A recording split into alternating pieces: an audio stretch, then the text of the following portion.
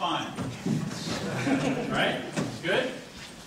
Probably going to get healthier. Outlive everybody. Definitely going to get richer.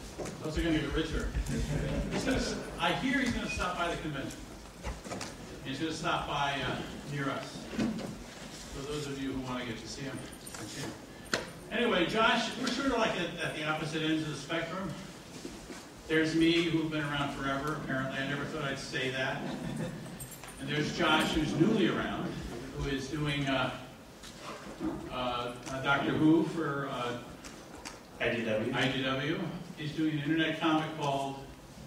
why am I forgetting my own comic? It's In the Garden of Stephen. It's yet to be announced, actually, but it's through a group called Blind Ferret. They do the Gutters webcomics and Looking for Group. They do a whole bunch of cool webcomics. In the Garden of Eden, what's that about? In the Garden of Stephen. Oh, Stephen, what's that about? It's about a guy named Steve who stumbles across the Garden of Eden and befriends Adam and Eve, and kind of falls for Eve, but Eve sort of has Eve is quite literally made for Adam, and Adam is seeing another man for the first time in his life, and is discovering new feelings about himself.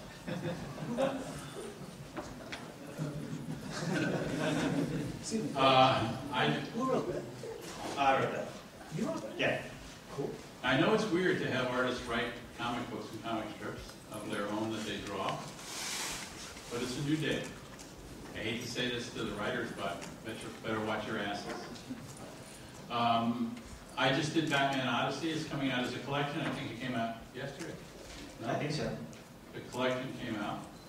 I'm working on the first X-Men, which is the X-Men before the X-Men, which is odd because, of course, I saved the X-Men from cancellation, and now I'm doing a book that's the X-Men before the X-Men.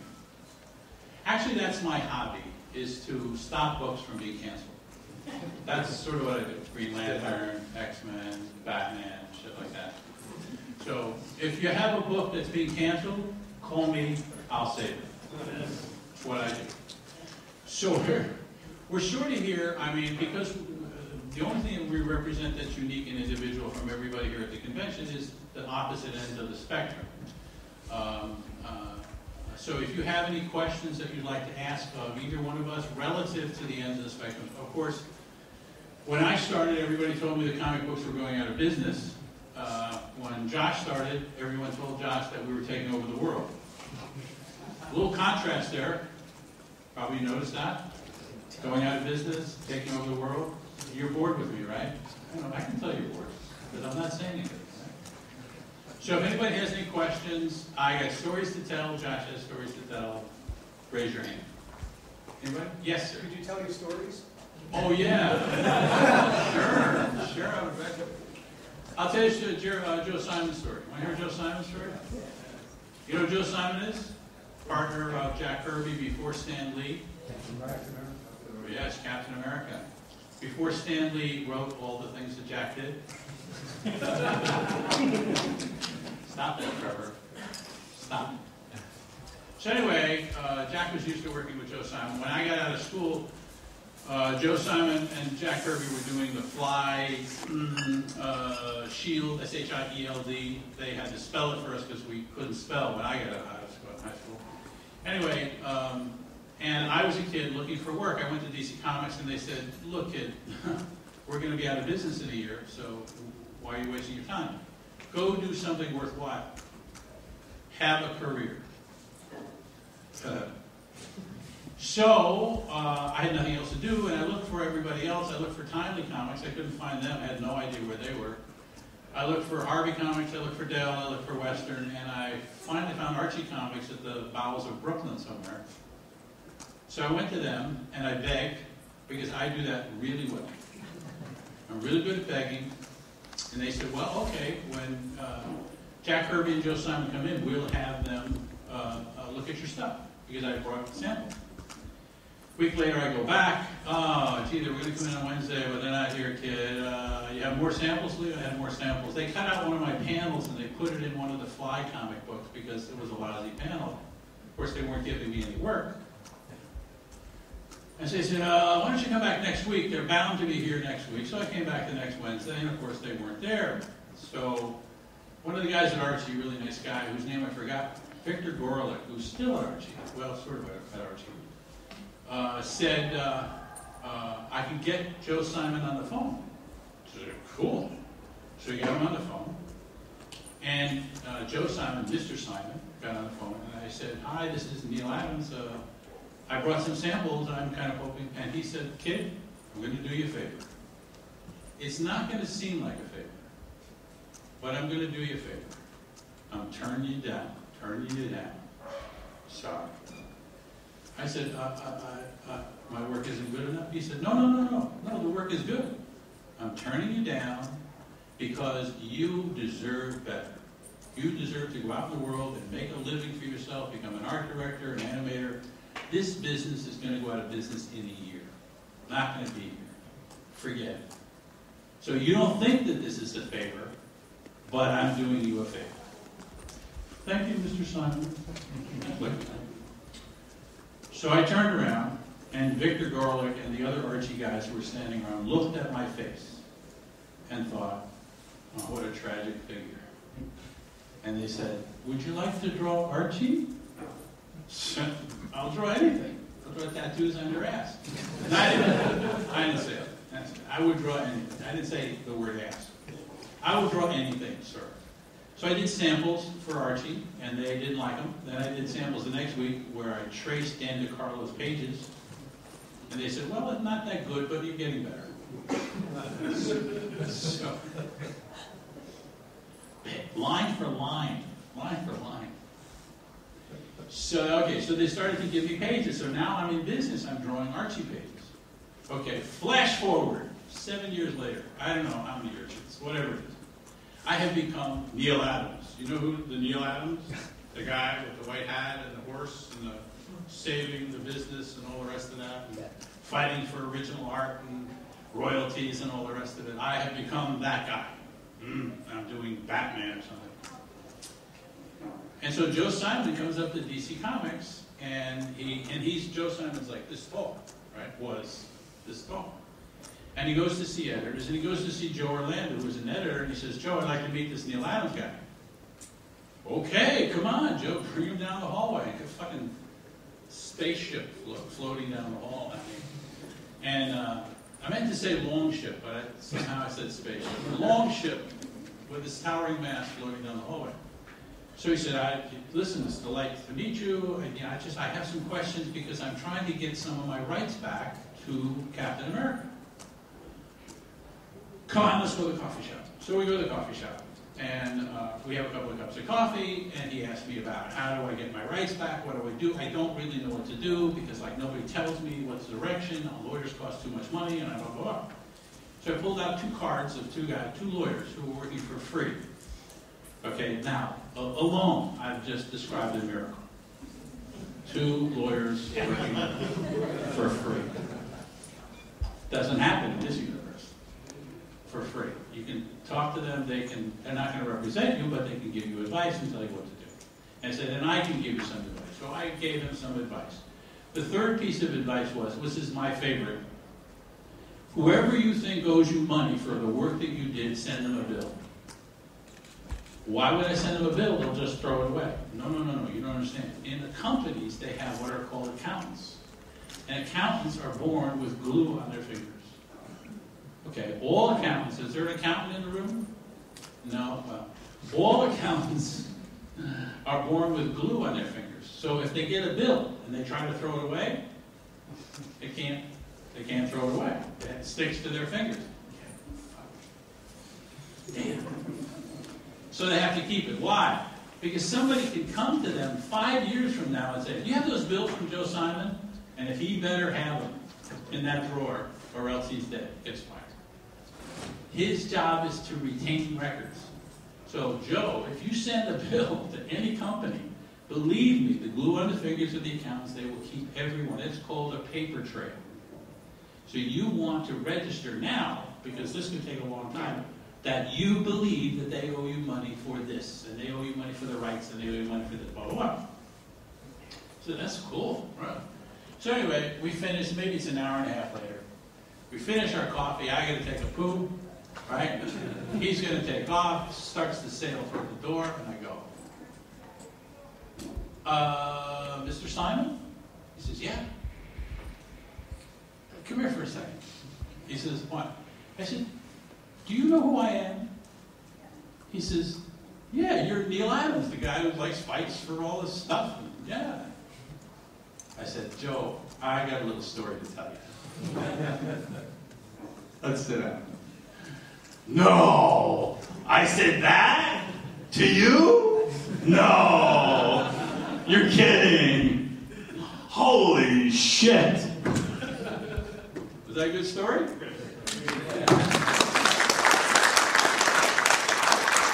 going to ask you serious. If you don't ask Josh a question. Actually, I have a question for you, a serious question. In this age of computers... This is Trevor Von Eden, a very talented young artist. I don't know if you know who Trevor Von Eden is. He does have a problem. He asks serious questions, so I apologize for the question. Go ahead. Seriously, in this age of computer art, do you still think it's as important as it used to be in the past to learn to draw by hand? I think it's important to learn to draw by potato. You see, what you do is you practice, you stick a pencil through a potato, and if you can draw with it, you can draw with it. That means that you can draw on a computer. I know it sounds a little odd to bring the potato analogy in, but it's pretty much the same thing, because it's a point reaching point. And so if you can make the computer do the job, then you can work on the computer screen. So, yeah. If you wish to start that way, see, he also interrupts me. I don't need to. Okay. If you start that way and you don't learn the skills of an artist and then translate them to the computer, you're pretty much aligned and you're not going to learn anything. So you have to graduate to a computer. A pencil is your first tool and you learn all the other tools, and then finally, if you become any good, you can work on the computer. And you can see from people who just work on the computer first, they suck. This is why it's... Okay. Thank you for your serious question. What do you think, Josh? Dad, you're boring me. You certainly get paid more if you know how to use the computer. There's that. That's probably the only important part that you need to know is if you can draw on the computer, then you'll probably get paid more because you can learn the programs that people need for other jobs. Here's a follow-up question, Josh. As a young artist, in this day and age, do you miss the, how do I put this? The tactile. Yes, the tactility pencil in your hand touching the paper. Is that different? Do you get a different sense of freedom or expression than using a computer? Well, here's where I'm the hypocrite. I don't use a computer to draw, so I'm probably not making much money as I should be making. But so you still go the pencil to the paper? I prefer the pencil to the page, and I can color it on the computer. I can manipulate it however I want, but I like using the pencil. Is anybody here into wrestling? Yeah? A few? It's a little bit. What's his name? Which one? I know like all of them. I just did a kid's book with Mick Foley. It's Mankind, Cactus Jack, does all those characters. Do Love. Yeah, he did a new Christmas book and actually came out 2 weeks ago. It was called Most Miserable Christmas. And it was probably one of the weirder jobs I ever got because I got hired to do it in July while I was in San Diego Comic-Con. Jill Thompson had come up to me with a phone, a sort of panic look on her face, and she hands me the phone and says, I need you to talk to this person. And so I pick up the phone, and it's Mick Foley, who I grew up watching wrestling. I saw him fall off a 20-foot cage and land on thumbtacks, and his front teeth driven through the roof of his mouth. Crazy, awful things, but also a kid's book writer. And he's on the phone with me, and I'm having this kind of panic flashback, what's going on? Why is there this legend on the phone? And he says, I have an important question for you. We don't have a lot of money, and we need to get a book painted in 3 weeks. Does that sound interesting to you? And I kind of paused, I froze. In fact, my girlfriend was looking at me and saw my mouth kind of hang open, because it's still Mick Foley talking. I said, of course it's important to me. I'd love to do that. No money in 3 weeks, sure. He could have said it's due tomorrow. I'd have said yes. It ended up being 46 pages, fully painted, finished the deadline, and I finally got a chance to sleep. But it came out 2 weeks ago, and it's probably one of my favorite jobs I've ever done. And he was in, was it Trenton last weekend? Oh yeah, we did a signing in Trenton. We had about 350 people bought books and signed them. We dropped a good $20 bill on them. They actually paid him better than they expected to pay him. He actually put some money in the bank. Yeah, I don't think anyone was talking to each other when it came time to write the contracts, because every time someone from the publisher contacted me, it was more money. So I ended up being paid like 40% more than they originally told me I was going to get paid. I wasn't going to question anybody on that. It's like, look, this contract says more money than it said before. Do you want to fix that? And I just sounded like an idiot at that point. Like, sure, that sounds good to me. Josh has learned to do business from his dad. He knows when to shut his mouth. I have one last question for Josh. Go ahead. Josh, as you have to ask my permission to ask Josh a question. But as the son of a famous artist such as Neal, and as talented as Neal, first of all, is that an obstacle in getting work? Do people expect you to draw like your dad? And secondly, is that how do you overcome that burden of being Neal Adams' son and having to compete with that? How do you find yourself as an artist? I try and treat every comparison to my father as cynically as possible, so I never have to take like a serious tone about it. I say, that old guy, I don't need to draw that one. Things like that. Yeah, and Trevor's my son. I mean, you probably don't know this, but he had to go through it too. And everybody's going, what? Question, yes? At what point when you were growing up did you start to do what your father did and say, that was really cool, I'm going to try that? Well, as a son, it's sort of a natural thing to kind of see, I guess, I don't know if everyone shares that feeling, but you know, when your parents do something that they're skilled at and they've done for years, you always kind of look at it and say, that's cool. It wasn't until I was about, I want to say maybe 12 or 13, did it kind of sink in, and it's like, oh, my dad's the Batman artist. He did that series of books, or I'm looking at the Batman movie and like, oh, that's based off his stuff. It didn't really become important until that age, and that kind of felt like an idiot, going back and thinking like, oh, is that all these conventions and people were saying all these great things about it, and I was just kind of ignoring it. It's important to remember, too, that I kind of dropped out of comic books for like 20 years. And he's 24 years old. 25. 25. My son. It's okay. So during most of his life, I wasn't the comic book guy. I was an artist who was doing advertising and computer graphics and all this other stuff. And then suddenly I became that guy. Little weird. Yeah, I was actually one of the only kids who, I mean, everyone else, my brothers and sisters all kind of grew up in the comic phase, and then I came along a little later, and it was in the midst of advertising and storyboarding, and there was cool things here and there, but it was a completely different world from comics. And so to kind of be brought in very abruptly into this comic world was quite a shock to the system. That may be why you're the comic book guy instead of Jason and Joel. You mean they got sick of it when you were 12? Maybe they got sick of it. Yeah. This shit. Okay, any questions? Yes, sir. Can you talk more about the X-Men project? Yes, I can. Finally, I'm on the 5th issue. I can talk about it. They let me talk about it. I presented to Marvel after I finished Batman Odyssey, or I was finishing it, I guess. The first time we see the X-Men, we see Professor X in a wheelchair ball, and we see these like 6 kids around him. Is it 6 or 7? Around him in costume. And he says, okay, you're the X-Men, and blah, blah, blah. And so I said, well, probably there were mutants before these guys, and how did Professor X become Professor? I mean, he didn't like, he wasn't born and suddenly became Professor X. He was obviously younger, and he had a life, and then became Charles Xavier and destroyed his life by whatever he did.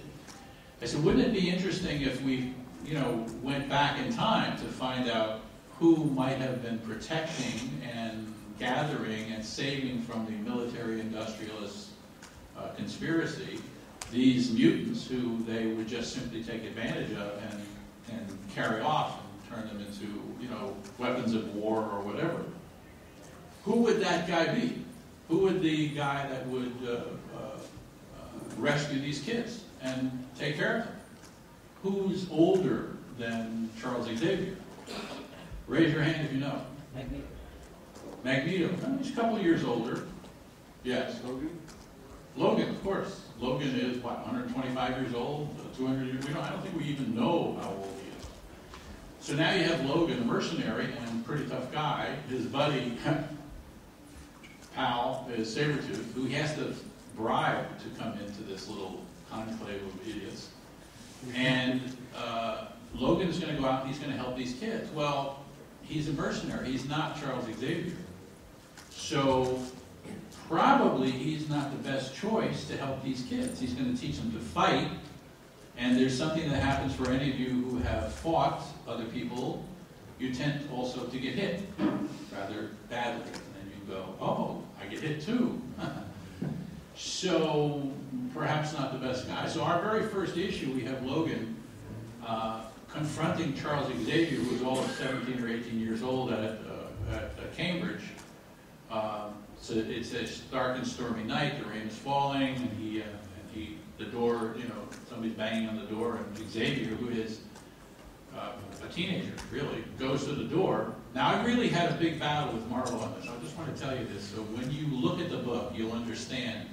You'll see that Charles Xavier goes to the door bald. I had him with a full head of golden hair. And they said, no, at this time in his life, he's bald. And I said, no, he's like 17 years old. No, we think in the chronology he's bald at this time because he gets bald at a young age because of... I said, no, it's just nobody cares. If he's bald, it would be cool if he came with not in a wheelchair and he's got all this hair. I said, in the last panel, we'll have him take it off and it's a wig. I mean, we can do that. You know, it'd be cool. No, we want to make him bald. No, please, I want to put hair on his head. I want Charles Xavier to have hair.